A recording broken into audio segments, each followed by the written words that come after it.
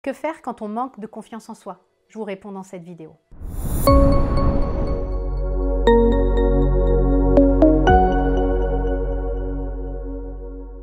Bonjour et bienvenue dans cette vidéo, mon nom est Nathalie Martin, je suis coach en éveil de conscience et je suis la créatrice de la méthode éveil, une méthode qui vous permet de créer une vie que vous aimez et d'aimer la vie que vous vivez. Pour goûter à cette méthode, j'ai créé le coffret 10 conseils pour une vie heureuse. Vous pouvez le télécharger dès maintenant en cliquant sur le lien qui se trouve dans la description ou en cliquant sur le petit i qui apparaît ici en haut à droite. Je vous l'ai dit en introduction, mon objectif dans cette vidéo, c'est de répondre à cette question. Que faire quand on manque de confiance en soi? Alors je sais que vous êtes nombreux à vous poser cette question, nombreux à ressentir que ce manque de confiance en vous vous limite en ce moment, voire même depuis longtemps dans votre vie. Je veux donc vous aider à vous mettre en mouvement en vous amenant des éléments de réponse à cette fameuse question. On fait quoi quand on prend conscience qu'on manque de confiance en soi? Alors le premier point, on se félicite. Pourquoi? Parce que lorsque vous en êtes à vous demander ce qu'il faut faire quand on manque de confiance en soi, c'est que vous avez pris conscience de ce manque et de cette limitation. Et en prendre conscience, c'est la première étape du changement. Ensuite, le fait que vous vous demandiez quoi faire de cette prise de conscience, ça montre que vous êtes en train de chercher des solutions, des mises en mouvement. Et ça aussi, c'est un point extrêmement important. Parce que vous pourriez être en train de tourner sur le pourquoi vous manquez de confiance en vous. Vous pourriez juste réfléchir au pourquoi de ce manque et ça vous permettrait juste de trouver les raisons de son manque de confiance sans pour autant vous donner des pistes d'amélioration. On gagne souvent beaucoup plus à se demander comment qu'à se demander sans cesse pourquoi. Alors je ne dis pas d'exclure cette question du pourquoi, parce qu'une partie de nous a vraiment besoin de comprendre ce qui se passe. Je dis simplement qu'on peut tourner en rond, tourner en boucle sur le pourquoi de la situation inconfortable pendant des années sans rien changer à cette situation qui nous déplaît. Donc premier point, donnez-vous une petite tape sur l'épaule de félicitations, vous êtes sur le bon chemin. Deuxième point, je vous invite à être factuel. Lorsqu'on parle de manque de confiance en soi, on parle d'un concept. Le manque de confiance d'une personne sera différent de celui d'une autre. Du coup, si on veut se mettre en mouvement, c'est important de passer du concept au concret. C'est important de savoir de quoi on parle. Du coup, je vous invite à vous poser cette question. Qu'est-ce qui vous montre concrètement que vous manquez de confiance en vous? Et listez, écrivez noir sur blanc ce qui vous vient. Qu'est-ce que vous n'osez pas faire, pas dire, pas être? Ça peut être que vous n'osez pas dire non à telle ou telle personne, par exemple. Que vous vous mettez en retrait quand il y a du monde. Que vous n'osez pas poser une action précise alors que vous savez que votre vie demande à ce que vous le fassiez. Soyez factuel. Seconde question, qu'est-ce qui vous montrera que vous avez gagné en confiance en vous? Vous voulez aller où avec ça? Comment est-ce que vous le verrez concrètement, factuellement? Exemple, qu'est-ce que vous ferez et que vous ne faites pas aujourd'hui? Comment vous vous tiendrez? Quelle sera votre posture? Là aussi, soyez concret. Troisième point, mettez-vous en mouvement.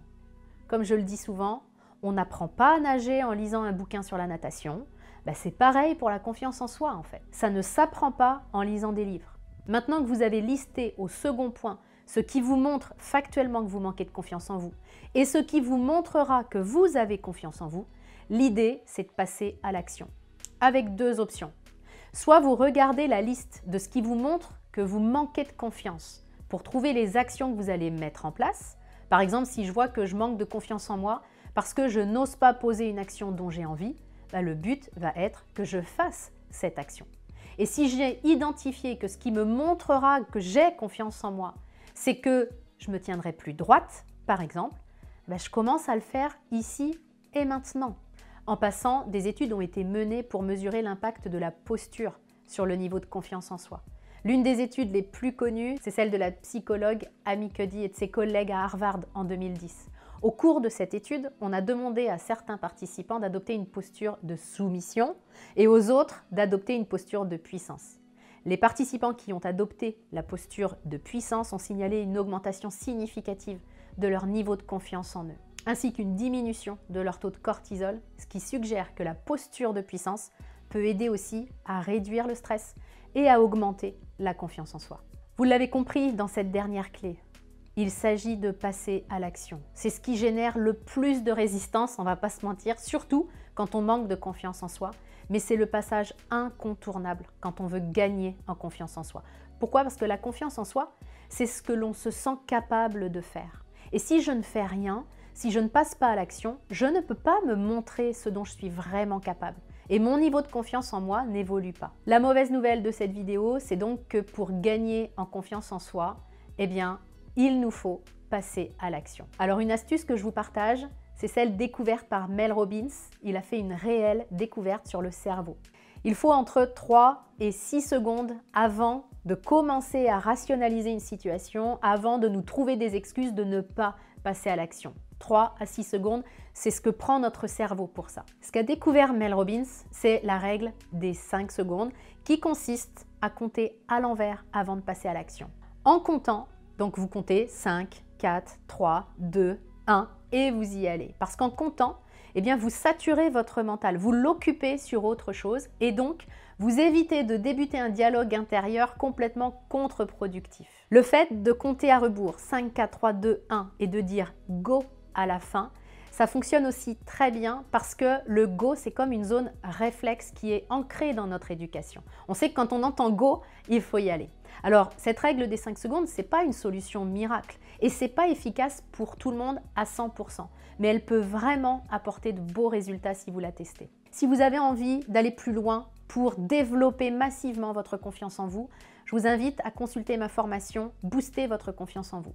C'est une formation en 3 étapes pour identifier les causes de votre manque de confiance en vous et pour vraiment avoir un boost de confiance. Je vous l'ai dit dans cette vidéo, on booste sa confiance en allant sur le terrain.